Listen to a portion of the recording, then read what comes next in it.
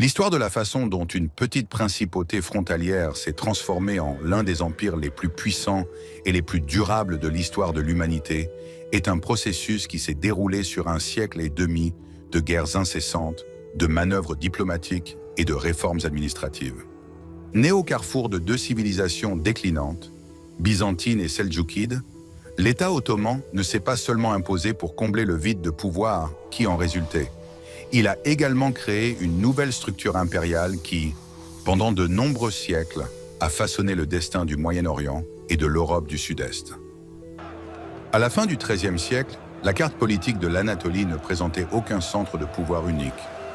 Le sultanat seldjoukide de Roum, qui avait dominé la région pendant un siècle et demi, ne parvint pas à se relever de sa défaite dévastatrice infligée par les Mongols et se désintégra. L'Anatolie se fragmenta en de nombreux petits principautés indépendantes, les beyliks. À la tête de ces formations se trouvaient des chefs ambitieux de tribus turques qui, profitant de la faiblesse de leurs suzerains, recherchaient la plus grande autonomie possible. De son côté, l'Empire byzantin, qui venait tout juste de reprendre le contrôle de sa capitale après l'occupation latine, était trop absorbé par les troubles balkaniques et les luttes internes. Constantinople avait effectivement perdu le contrôle de ses frontières orientales. Dans cette atmosphère, une nouvelle strate sociale commença à jouer un rôle décisif. Les fameux gassis, ou guerriers de la foi. L'affaiblissement des institutions étatiques favorisa l'influence croissante de l'élite militaire, qui vivait des razzias menées dans les confins des territoires chrétiens. Les gassis, n'étant liés par aucune obligation envers l'administration mongole, ni envers l'ancienne aristocratie seldjoukide, devinrent la ressource humaine sur laquelle les fondateurs des nouvelles dynasties allaient par la suite s'appuyer. Inscris ton nom dans notre defter et sois des vaillants. Parmi les nombreuses principautés anatoliennes, le beylik d'Osman paraissait au départ l'un des plus modestes et des moins remarqués. Elle se trouvait au nord-ouest de la péninsule, dans la région des villes de Sirte et de Bileşik, à la frontière directe de la province byzantine de Bithynie. Néanmoins, c'est cette principauté qui était destinée à devenir le noyau d'un futur empire mondial. Selon la tradition ottomane ultérieure, la maison d'Osman descendait de la tribu des Cailloux et faisait remonter sa lignée aux héros légendaires de l'épopée des Augus.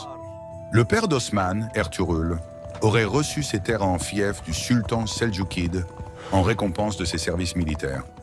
La pierre angulaire du mythe dynastique était la légende du rêve d'Osman, dans lequel un arbre majestueux jaillissait de sa poitrine et projetait son ombre sur le monde entier. Une vision interprétée comme un signe divin du glorieux avenir réservé à ses descendants. Les historiens contemporains, cependant, considèrent généralement ces récits comme une construction idéologique ultérieure, élaborée afin de légitimer la prétention des Ottomans à l'autorité suprême aux yeux du monde musulman. Le succès du beylik d'Osman tenait apparemment moins à des origines nobles qu'à une convergence unique de facteurs géographiques et idéologiques. Les domaines d'Osman se trouvaient tout au bord de la frontière avec les infidèles, Byzance. Cela permit d'abord de mener la guerre sainte, ralliant sous ses bannières un grand nombre de gassis volontaires venus de toute l'Anatolie en quête de butin et de gloire. Deuxièmement, la proximité de villes byzantines riches mais mal défendues garantissait un afflux constant de ressources matérielles. Alors que les autres beyliks s'épuisaient dans des guerres intestines contre leurs voisins musulmans, Osman étendit son territoire aux dépens des chrétiens, ce qui renforça son autorité. De plus, la politique pragmatique d'Osman, il n'hésitait pas à conclure des alliances avec les gouverneurs byzantins et épargnait la population paysanne locale, a permis de créer une base économique solide pour le jeune État. Si Osman était un chef de tribu charismatique, son fils Orhan devint le premier véritable bâtisseur d'État. Sous son règne, la beylik de frontière commença à revêtir les caractéristiques d'un véritable sultanat à part entière. La réalisation majeure au début de son règne fut la prise de Brousse en 1326. Cette ville devint la première véritable capitale ottomane et permit aux Ottomans de passer des tactiques de razzia à l'assiègement systématique des centres fortifiés byzantins. Après Bursa, d'autres villes clés de la région, Nicée et Nicomédie, tombèrent également. Les succès militaires s'accompagnaient de victoires diplomatiques. Orhan intervint activement dans les affaires intérieures de Byzance, qui, à cette époque, était en proie à une guerre civile. En épousant Théodora, la fille de l'empereur Jean le VIe Cantacuzène, le souverain ottoman devint un acteur majeur non seulement en Anatolie, mais aussi dans la politique balkanique, posant ainsi les bases d'un déplacement de l'expansion vers le continent européen.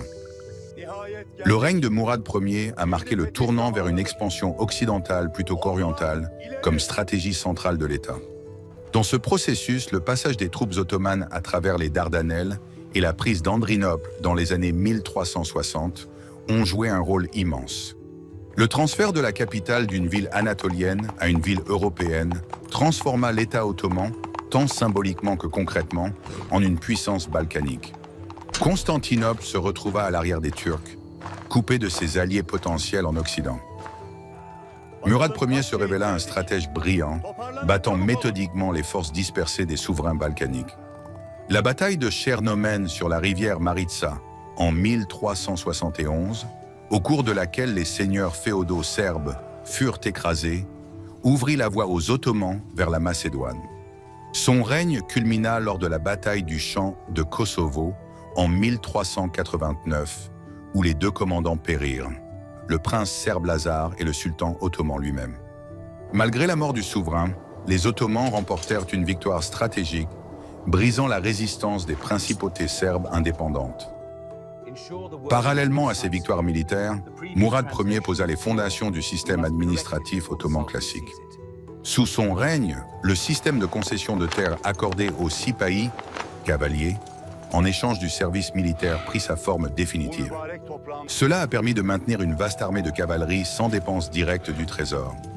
Le corps des janissaires fut également institutionnalisé, recruté par le biais du système du devshirme, la taxe de sang, dans lequel des garçons chrétiens étaient arrachés à leur famille, convertis à l'islam et élevés comme des guerriers d'élite, personnellement loyaux au sultan.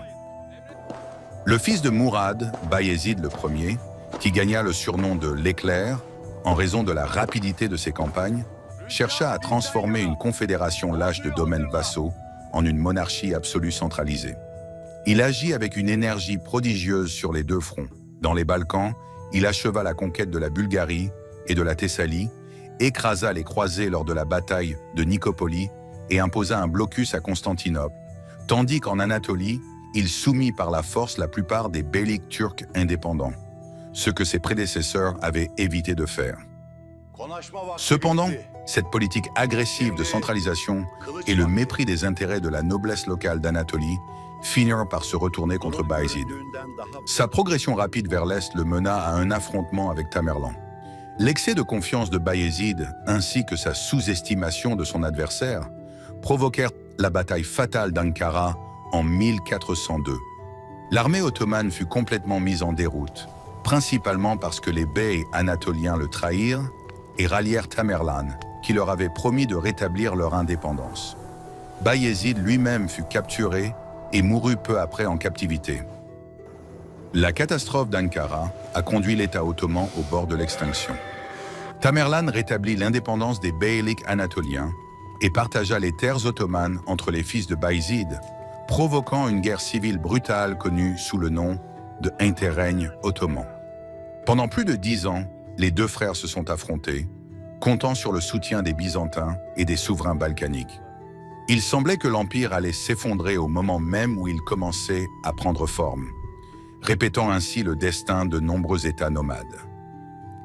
Une issue à la crise s'est révélée possible grâce au talent politique du plus jeune fils de Bayezid, Mehmed Ier. Après avoir vaincu ses frères et être devenu l'unique souverain en 1413, il consacra son règne à la patiente collecte des pierres. Mehmed rejeta les politiques agressives de son père, privilégiant la diplomatie et la restauration progressive du contrôle. Sa principale tâche consistait à réconcilier la société et à rétablir l'autorité d'une dynastie profondément ébranlée pendant les troubles. Il réussit à réprimer des soulèvements sociaux et religieux dangereux et à réunifier une fois de plus les territoires anatoliens et rouméliot sous l'autorité du sultan. Le processus de restauration et de consolidation fut achevé par son fils, Mourad II. C'était un souverain qui penchait peut-être davantage vers le mysticisme et une vie paisible que vers la guerre. Mais les circonstances l'obligèrent à prendre les armes. Il abdiqua 2 fois le trône en faveur de son fils, mais revint chaque fois pour sauver l'État d'une menace extérieure. Il dut faire face à une nouvelle croisade organisée par le pape et le roi de Hongrie. Les victoires décisives de Mourad II à Varna et lors de la seconde bataille du champ de Kosovo assurèrent définitivement la domination ottomane dans les Balkans. Ces batailles ont montré que l'armée ottomane s'était entièrement remise après la défaite d'Ankara. Parallèlement aux campagnes militaires, une culture ottomane unique ainsi qu'une forme spécifique de souveraineté prenaient une forme.